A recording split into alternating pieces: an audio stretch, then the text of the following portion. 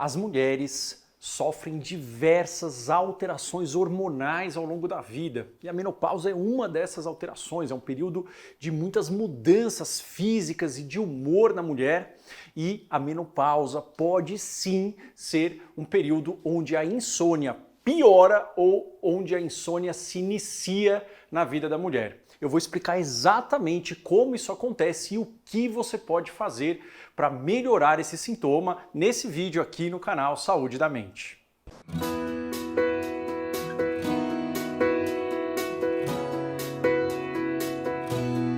Olá, eu sou Marco Antônio Abud, médico psiquiatra pela Universidade de São Paulo e fundador aqui do canal Saúde da Mente. Então hoje a gente vai falar sobre insônia e menopausa. Eu vou explicar como a menopausa altera o corpo da mulher, o que é que na menopausa pode levar à insônia, ou seja, quais são as causas reais disso e o que você pode fazer. Mas eu queria antes lembrar você que está chegando agora a Maratona do Sono, que vai ser um evento que vai acontecer dos dias 16 ao dia 19 de março, onde eu vou explicar tudo sobre sono e eu vou ensinar você como você pode reprogramar o seu cérebro para voltar a dormir bem sem depender de medicações. Bom, mas para a gente poder entender a questão da menopausa, é interessante só a gente ter uma ideia do que de fato significa menopausa, né? Então, menopausa é quando existe uma parada da menstruação. Menopausa quer dizer isso, pausa, ou seja, para a menstruação. Só que antes da menopausa, a mulher ela começa a ter alterações nos níveis de estrógeno e de progesterona. Então esse período entre o início desta queda, ou seja, nesse tobogã, até ter parado de vez, é o período onde existem os maiores sintomas, onde existem essas oscilações todas no corpo e no humor da mulher, que é a perimenopausa ou climatério. Então aqui a gente tem a pré-menopausa, mais ou menos aqui dos 12 aos 34 anos, a perimenopausa, que é o período onde começa a ter essa queda de estrógeno e progesterona, e é aqui é onde ocorrem os sintomas. Aí tem a menopausa, parou de vez, e a pós-menopausa, onde a mulher ela vai seguir os anos da vida dela sem ter essas alterações menstruais e com um nível de estrógeno e progesterona menores. Aqui é onde mora aí, digamos, todas as alterações, é onde mora a maior chance de sofrimento para a mulher. Bom, aqui é só para vocês terem uma ideia do que vai acontecendo em cada uma dessas fases. Então aqui começou a ter aquela queda.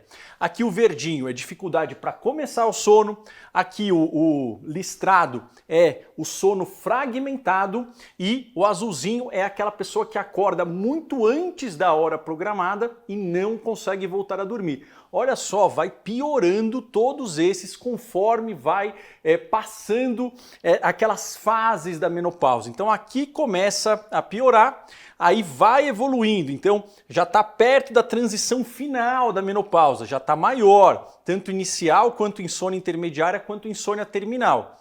Depois da menopausa já está maior, ou seja, a insônia inicial começa a ficar mais difícil, e aqui é uma menopausa cirúrgica, são aquelas mulheres que retiraram o ovário, mas isso pode ser, digamos, expandido para mulheres que já estão digamos, alguns anos depois da parada completa da menstruação. Então a gente vê que começa a piorar e mesmo depois que passa, isso continua piorando. Então mesmo na pós-menopausa, a mulher vai piorando e aí tem um predomínio de dificuldade para começar a dormir. Mas todas elas, né, começar, manter ou acordar mais cedo, tudo isso fica muito maior do que era antes. Então sim, menopausa está associada à insônia sem sombra de dúvidas. Tá? O que vocês podem saber é que 1 em cada 3 mulheres, quando elas estão no climatério, que é essa transição, né? Quando começa ali o tobogã dos hormônios a se iniciar, eles a caírem. Então no climatério, na menopausa, 1 em cada 3 mulheres vai ter o início ou a piora de uma insônia que ela já tinha. Então é algo muito relevante. Se você está sentindo isso, se você sentiu isso no período da sua menopausa e isso continua acontecendo mesmo depois que a menstruação já se encerrou, você não está sozinha, você não tem nenhum problema relacionado a outras mulheres. É muito comum, 1 em cada 3 mulheres vai ter isso. E por que que acontece? Bom, porque tem essa queda do estrógeno. A progesterona ela é importante para uma série de coisas, mas para o nosso humor, o estrógeno ele é muito mais importante porque o estrógeno ele está relacionado aos níveis de serotonina e dá o quanto que a serotonina consegue agir no cérebro. Então você diminui o estrógeno, você diminui a serotonina. Você diminui a serotonina, o que que acontece? A mulher fica mais sensível, tanto fisicamente, em termos de dores, quanto emocionalmente, né, em termos de ativação da amígdala, né, que é o sensor de perigo do cérebro, a mulher fica mais sensível a ameaças, a ataques, a perigos. Ela sente isso mais intensamente neste período de queda.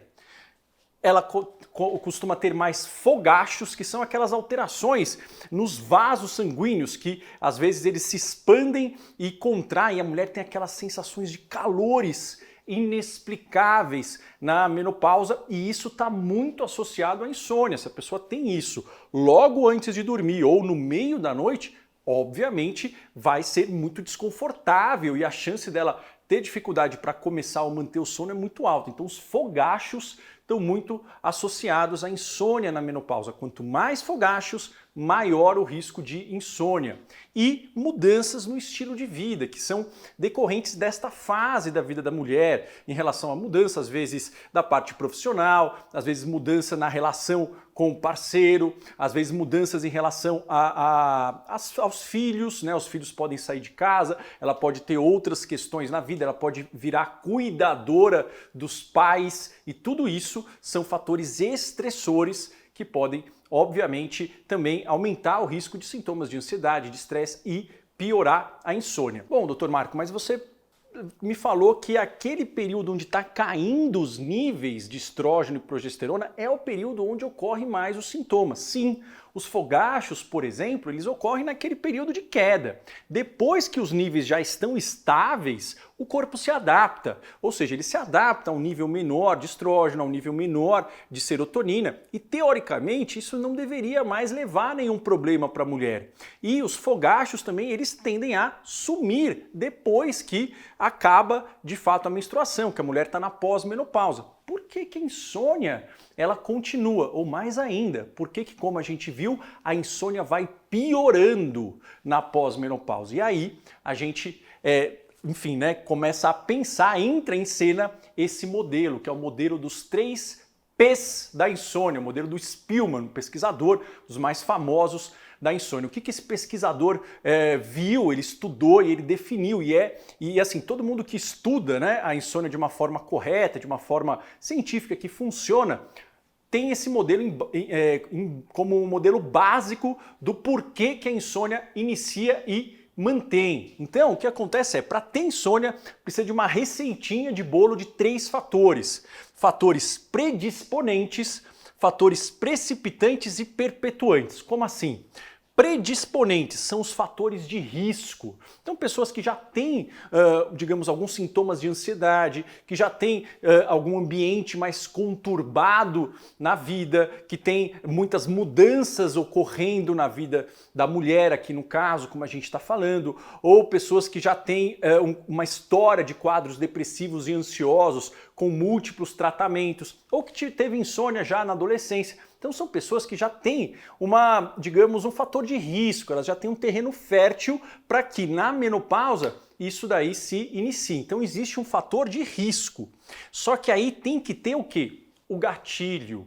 E aí o gatilho aqui é essa queda hormonal, é esse nível de estrógeno caindo, os fogachos, as alterações físicas na pele, enfim, na sensibilidade, alterações na sexualidade da mulher. Então tudo isso são gatilhos. Então a mulher já tem talvez um pouco mais de ansiedade, um pouco mais sensível a alguns eventos ambientais, ou ela está passando por um momento já um pouco conturbado na vida, vem esse gatilho e aí? E aí a insônia entra nesses fatores perpetuantes, ou seja, aqueles fatores que mantêm a insônia acontecendo, mesmo depois que os fatores de risco, imagina que o ambiente estava turbulento, o ambiente ele ficou bom, ficou mais estável, os filhos saíram de casa, foi difícil, mas ok, acostumei, até tá mais tranquilo, estou conseguindo ter mais tempo.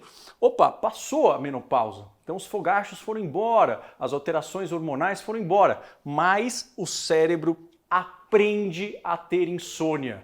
Então vai gerando como se fosse uma bola de neve que vai se autoalimentando e aí a insônia ela não mais para, ela vai piorando com o tempo, que é o que a gente viu no gráfico. E o que é importante a gente saber para a gente poder tratar a insônia de uma forma correta, de uma forma definitiva, ou seja, que não apenas mascare, alivie a curto prazo, mas que sim faça a pessoa voltar a dormir bem para sempre. O objetivo do tratamento é aqui, ó. É fazer com que o cérebro ele aprenda, reaprenda a dormir bem à noite e a ficar alerta e disposto durante o dia. Então é a gente retreinar, reprogramar o cérebro para aprender a dormir. Resumindo, o tratamento para insônia, todos eles que funcionam são nos fatores perpetuantes. O que fazer então?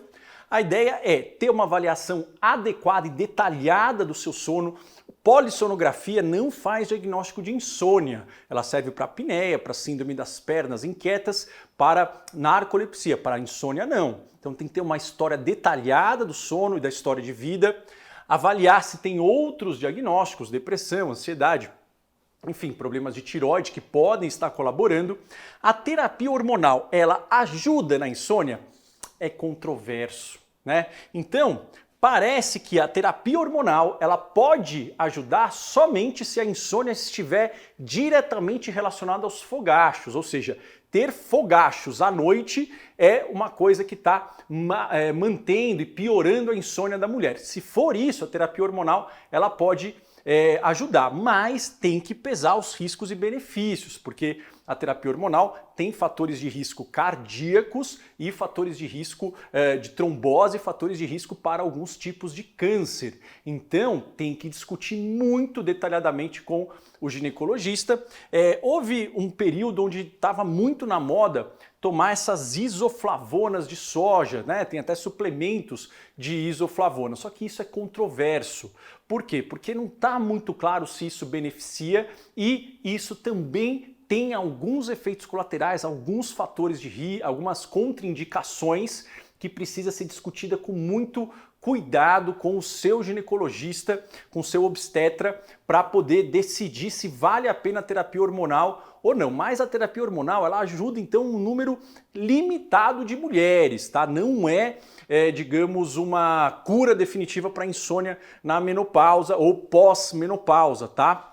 O melhor tratamento é esse que é a terapia cognitivo-comportamental para insônia, o TCCI. Esse é o melhor tratamento que existe para todos os tipos de insônia, que é um treinamento organizado, estruturado para ajudar o cérebro a reaprender a dormir de noite de uma forma profunda, a descansar e estar alerta durante o dia. Esse é o tratamento que mais funciona para todos os tipos de insônia. Isso é um consenso em todas as sociedades mundiais de medicina do sono.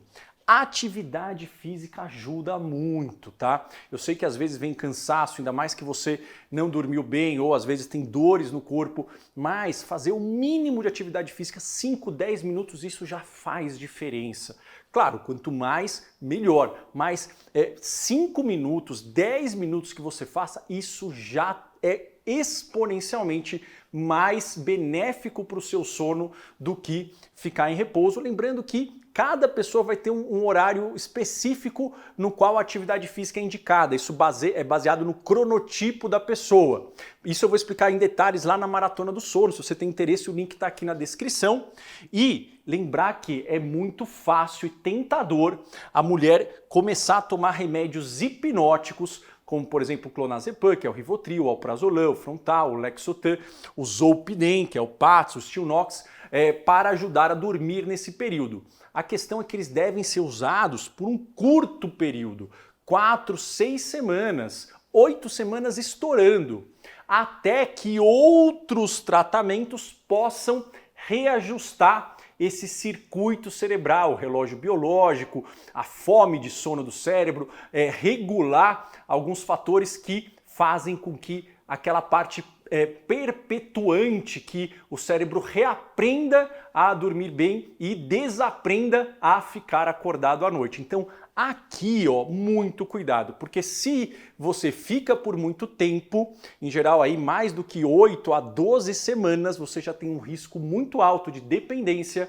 eles pioram a memória, aumentam o risco de fraturas em pessoas da terceira idade e eles não melhoram a qualidade do sono. Eles fingem que tratam a insônia, entre aspas, eles fazem você dormir, só que o sono não é um sono de qualidade, ok? Mas essas estratégias podem ajudar muito, conversa com o seu ginecologista, pense muito numa terapia cognitivo-comportamental para insônia, que pode ser feito tanto presencialmente quanto à distância, a eficácia é a mesma. Começa a fazer 5 minutos de atividade física e muito cuidado com essas medicações que são muito boas a curto prazo, só que, enfim, a história depois de passada a primeira página desse livro é uma história muito ruim, ok? Bom, espero que você tenha gostado do vídeo. Se você gostou, deixa o seu like, se inscreva, liga aqui o sininho. Se você tem interesse em saber mais sobre como você pode reprogramar o cérebro para voltar a dormir bem sem medicações, se inscreva na Maratona do Sono, 16 a 19 de março, link aqui na descrição do vídeo. Vou ficando por aqui, um forte abraço e nos vemos no nosso próximo vídeo. Até lá!